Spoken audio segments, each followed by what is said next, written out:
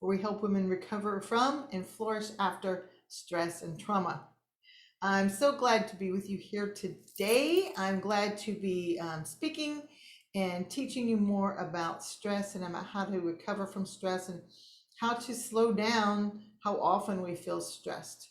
Let me share my screen with you really quickly.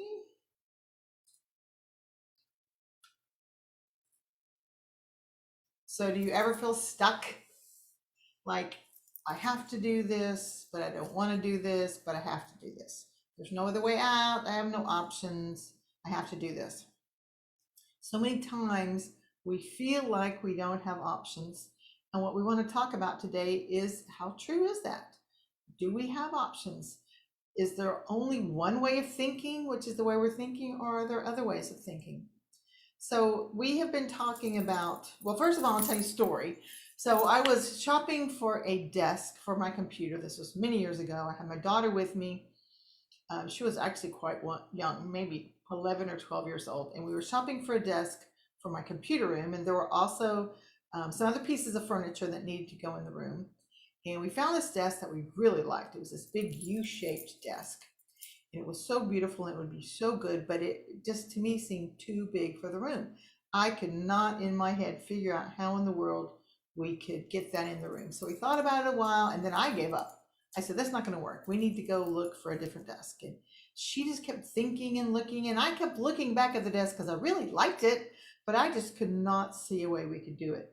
She just kept working on it, and finally she figured out a way that we could get the desk in the room. So we bought the desk and it turned out really great. And I was so glad that we hadn't stopped and got stuck on my idea of one way for it to go. And I could not think of any other ways. And she kept thinking and she came up with different ideas and she found a way that we could do what we wanted. So let's back up a little bit and recall where we have been for these past weeks. We've been talking about stress and trauma. We've been talking about how to overcome this. So we talked about what happens in the moment that you're stressed. How do you regulate your bodies in the moment? With breathing exercises and different tools that we've given you to learn how to calm yourself where you can think clearly at the moment. We've talked about eliminating stressful situations when possible. And then the third one, which is really the most powerful after regulating in the moment, is how do we stop getting so many of those moments? How do we stop being so triggered? How do we decrease our reaction to stress? Because we find that it's not the actual stressful circumstance that is causing us to be stressed, but our reaction to that circumstance, which is causing us to be stressed. So we're talking about, how do we change our reaction? Now, if you've missed the past videos, you can go back and watch them all. They're all recorded. They're actually in the Facebook business page, or if you're in my private ladies group, they're there also, or you can go to my website, KimberlyCoaching.com, look on the Springboard tab, and all the past videos are there, and you can watch all of them. So one of the main things that we're using to help us learn how to reduce our reaction to stress are what we call core disciplines. These are concepts that if we learn how to use these in our lives, they will help us to be more powerful. They will help us to be calmer, be more in control of our lives, and be able to react less when stress comes our way. So we are still on number 1, which is awareness. Today will be our last lesson on awareness, and then next week we'll move on to acceptance. Today, well, as we've been talking about awareness, we've talked about being aware of reality, what is really true, aware of ourselves. What do we really like? Who are we? What do we like to do? What do we want to do? How do we see ourselves in this world? We talked about others. How do I let others affect me? How do I influence others? Last week we talked about environment. What things in our environment are conducive and helpful to let me be peaceful and calm, and what things in my environment are causing me to be more stressed out, and how to change those. Today, we're going to talk about choices and options. Let's become aware of the choices and options that we do have, even though it feels like we don't have any, we only have one.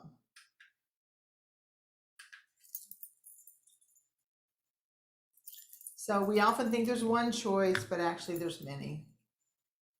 So today we're going to talk about, as we become aware of the choices, we're going to talk about the reasons we're stuck, the side effects of being stuck, some tips for getting unstuck. We're going to talk about some brainstorming tips, and then we're going to talk about a method called yes and. So here are some reasons. These are not all of them by any means, but here's some reasons you might feel stuck. First of all, you just don't have a goal. You don't know where you're going. You don't really have any dreams or goals, and you're not crazy about where you are, but you're not going to take any steps to move somewhere without a goal, without a target.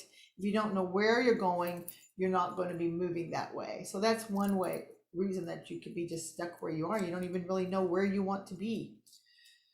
Number two, perfectionism can show itself in many ways. It could be, I have to be perfect in this way. I have to know this much perfectly. I have to have this much experience perfectly. I have to do something perfectly in order to move forward or to make changes or to have options. It could also be the way with others. Others have to perform perfectly. Others have to be able to do this perfectly in order for me to move forward. Are the circumstances, maybe it's just not right, right? It's not the right time to have a child. It's not the right time to get married. It's not the right time to do this or that. It may not be the right time, but there are some things that if you just keep on putting it off because it's not the right time, because everything is not perfectly in order, then you may not ever make the choices, make the moves, and you look back and you realize it was never going to be perfect, and maybe you should have made some steps before now. Third one is fear of failure. So if you just cannot stand to fail, then you're not going to take any risks. Remember, we've talked about having a growth mindset or a mastery mindset versus a performance mindset. So if I have a growth or mastery mindset, then I don't look at failure as some terrible thing. It's a way to learn. It's a way to grow. It's not a bad thing at all. If I have a performance mindset, then failure is just not tolerable. I will not do something if I'm afraid of failing at it, if I have that mindset. So the fourth one is fear of change. Again, this kind of goes with failure. When we're used to doing what we're doing and we don't know what the future will hold, sometimes we will stay in the circumstances that we are in, even if we don't like them, rather than move on and change into an unknown that we don't know. What if I like that worse than I like this? Even though I know I don't like this, I know this. So a lot of times being afraid of change will keep us stuck. Another reason would be we need other people's approval, right? Maybe the reason you say yes all the time is because you're afraid that people are not going to like you, or they're going to get mad at you, or they're going to criticize you. So you might feel like, I have to do this because someone else has asked you to do this, because you need their approval, and you don't feel strong enough to be able to say, no, I'm sorry, I don't think I'm going to be able to do that this time. It just doesn't feel okay because you're worried about how they're going to react to you. Another thing that might keep you stuck is that you don't trust your own instincts.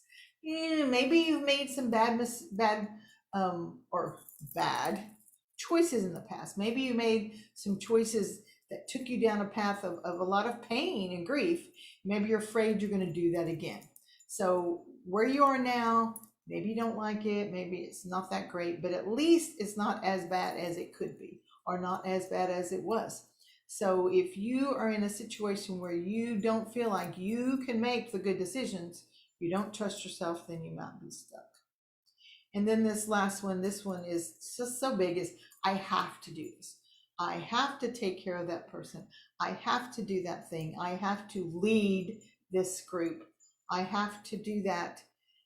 And I've heard people say this, and I've thought it myself, like, I have to do this.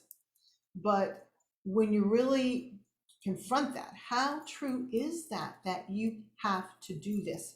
So many times it's not that you have to do this, it's that you don't want to suffer the consequences that would happen if you chose a different way. if you look at some different things, there may be some different consequences that you are willing to live with in order to change things. So here are just a few, again, of the side effects of feeling stuck. Depression, you get depressed, you have resentment against those people when you're saying yes all the time instead of no. You're resentful that they're asking you. You feel anger, you feel hopeless, you feel like you've been being taken advantage of. You have a lack of energy, just not going to get up and make any movement because I just don't feel like it. You feel frustrated, and yet you don't really know what to do to get out of the situation. It just all ends up in this big mass of yuck. So here are a few tips for getting unstuck. Again, I'm just giving y'all a few ideas about all this today. Actually, the third core discipline is called conscious choice. And this is where we really are going to hone in on this idea that we are responsible for our lives. And as we are become aware and conscious of things, then we can make more thoughtful choices. So this is a little bit of a teaser for that lesson. So today is definitely not the end all to end all. It's just some ideas for you to start thinking, to start becoming aware of the options and choices that you have. So first of all, you want to calm your brain, right? You're in this moment, your brain is foggy, your brain is whirling, all the different things. You know, we've given you some different ways to calm your brain. You know, breathing exercises are wonderful. Writing things down. I actually have a magical nearly tool. If you go to my website and you fill in your email address, then it will send you a link to a video that I did on how to calm your brain. So many good ideas there of how to calm your brain to where you can think clearly. And then number two, we're back to that idea of understand that you don't have to do anything. Yes, you may have to do it because you don't want to suffer the consequences, but having that mindset of realizing you don't have to do it, you're choosing to do this, can make all the world of difference in the way you can feel happy, the way you can either be happy where you are, or whether you can realize that you want to move on. Maybe you're staying with your husband because you are afraid of what it will do to your children. And you're like, I have to stay with him. Well, you don't have to. You are choosing to because you are afraid of what it will do to your kids. And that is all fine and good. Nobody is going to judge you for that or shouldn't. But if you realize I don't have to stay with him, but I'm choosing to for my kids, then that gives you a different mindset and helps you feel more powerful. You are in control of your life. You are making these decisions because of choices that you're making, even though it feels like you have to do it. Maybe I have to take care of my invalid mother. You don't have to. There are lots of people who do not take care of their parents. You don't have to do it. Now, you're choosing to do it for reasons. I love her. I feel a duty to her. She took care of me all those years. Maybe you're doing it because you want to be a part of it. You and your sisters and siblings, you're all doing it together. There are reasons that you're choosing to do this. So again, you don't have to do it. You're choosing it to do it this for different reasons. So if you can go through your situations, and when you feel like I have to do it, run through it and figure out why you're actually doing it. You're actually doing it because of choices. Those choices are probably not conscious choices at this point. They're just the reasons you're doing it, but you're not even realizing that's why you're doing it. And number three, start believing there is more than one option. I've talked with people, I've had people talk to me. So many times we just see so straight down a tunnel. We feel like there is only one way to do this.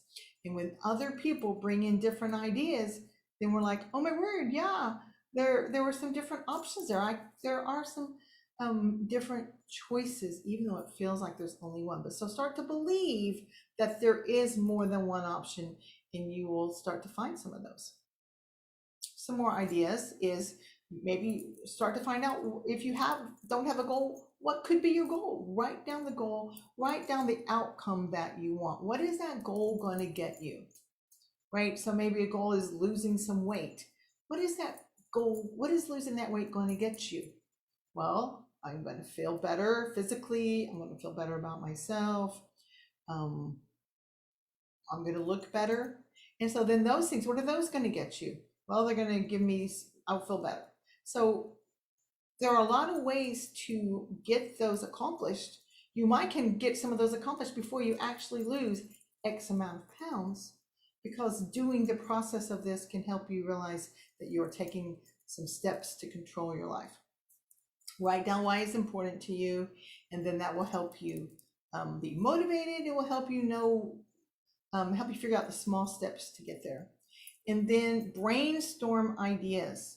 Start trying to come up with ideas. So here's a few, again, just a few tips on brainstorming. So it's definitely better to do it with someone else. When I try to do it in my head, I get stuck in just the one way. So it's better to do it with someone else. If it's something with work, get your whole team. If it's something in your life that's very important, very heavy, you may not want to do it with a family member because they may be too close to you. They may get stuck in that same rut that you're in. You may want someone who's a little bit detached from you. Maybe your friends can help you depending on what it is. Maybe you need a mentor or a sponsor, or maybe you need a coach, someone who is actually trained to help you start figuring out these. And of course, obviously, I would love to help you with that. If you're interested, there's a link in the show notes where you could schedule a free session and we could talk. So as you start to do this, start throwing out ideas, start making ideas, and the crazier the better. Start with the crazy ones at first. Just whatever it would be, just put it down. No judgment at all. You can do it on a whiteboard, you can do it on a piece of paper, you can do it on little post-it notes. However you want to do it, just start putting up every idea. You can do one, the other person with you or whoever, just take turns, throw out all the ideas. Do not try to think if any of them are good or bad, just throw them out there. No judging. Don't let yourself do any judging at all. Once you get to a point that you feel like you've got all that you've got at the moment, then you can start looking at them and considering the options.